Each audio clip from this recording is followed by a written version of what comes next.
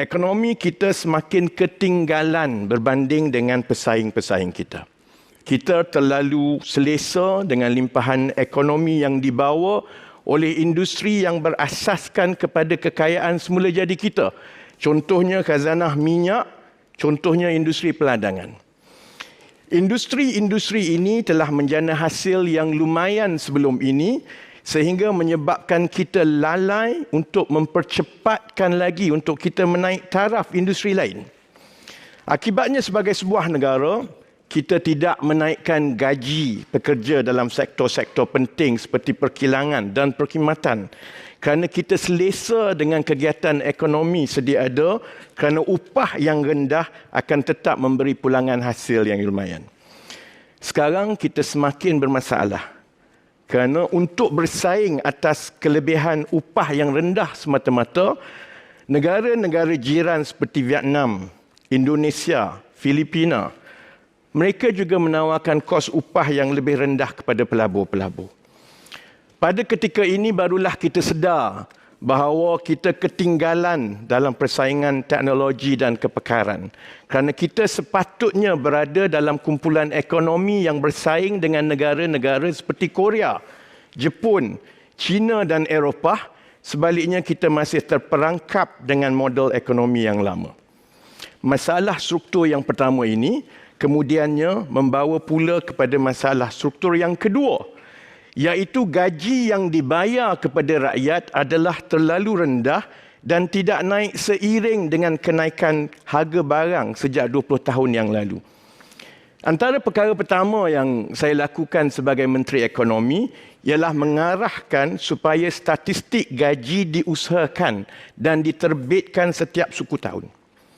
Laporan statistik gaji yang baru saja diluncurkan minggu lalu mengesahkan hipotesis bahawa gaji yang rendah adalah masalah struktur nombor 2 dalam ekonomi negara kita.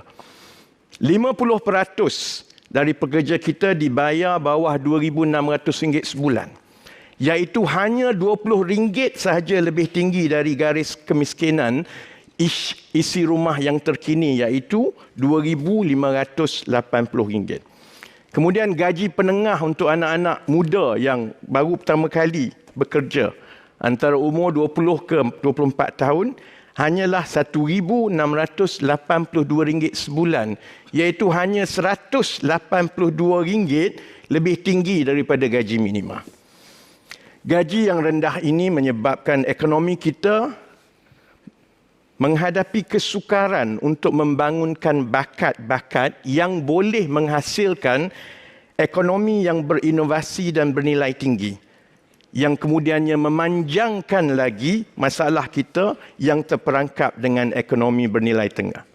Dan masalah struktur yang kedua tadi kemudiannya menyebabkan pula masalah struktur ekonomi yang ketiga, iaitu kedudukan kewangan kerajaan yang lemah. Pertumbuhan ekonomi yang lebih perlahan menyebabkan kerajaan-kerajaan sebelum ini bergantung kepada berhutang untuk membiayai projek-projek untuk merangsang ekonomi. Sahabat baik kepada saudara Syahir sendiri, Tan Sri Muhyiddin Yassin, cukup gemar untuk mengumumkan pakej-pakej perangsangan. Yang terbaru mengumumkan pakej rangsangan untuk Selangor pula. Tapi rakyat perlu tahu bahawa merangsang ekonomi dengan cara berhutang hanyalah meninggalkan bala kepada generasi muda yang akan menanggung hutang ini. Bila pertumbuhan ekonomi lebih perlahan dan gaji rakyat juga rendah, kutipan cukai kerajaan juga terhad.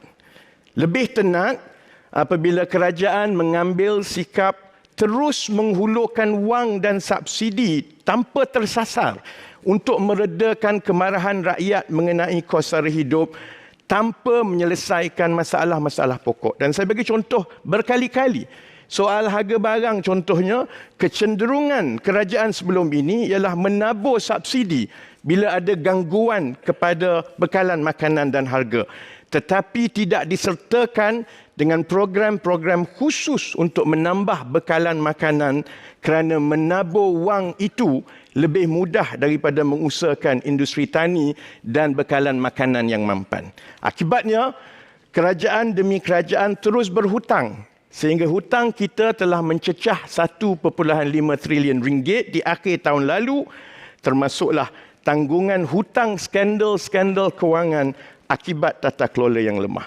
Jadi ketiga-tiga masalah struktur ekonomi ini tidak lagi boleh diselesaikan dengan kaedah yang lama, iaitu berhutang demi menutup masalah ekonomi negara. Jadi sebab itu, apabila Saudara Anwar membentangkan kerangka ekonomi madani, tujuannya ialah untuk menganjakkan pendekatan ekonomi negara untuk memberi pil ekonomi yang lebih radikal untuk kita menyelesaikan masalah-masalah pokok ini. Saya akan huraikan pil ekonomi ini. Sudah tentu mesti ada soalan daripada moderator mengenai pil ekonomi ini. Tapi saya nak sebut juga bahawa sebahagiannya telah pun berjalan. Untuk cipta industri baru contohnya, sebab itu kita lancarkan pelan peralihan tenaga. Kerana ini industri yang mendapat pelaburan paling tinggi dalam dunia.